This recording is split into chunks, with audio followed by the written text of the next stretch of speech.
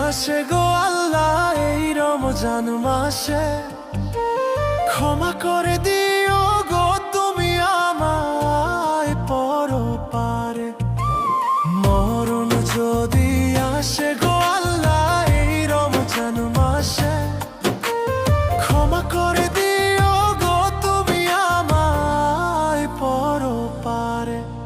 আল্লাহ তুমি যদি মাফ না করো আমারে, ও আল্লাহ যাব কার কাছে?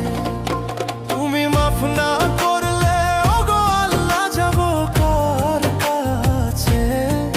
তুমি মাফ না করলে ও গো আল্লাহ যাব কার কাছে?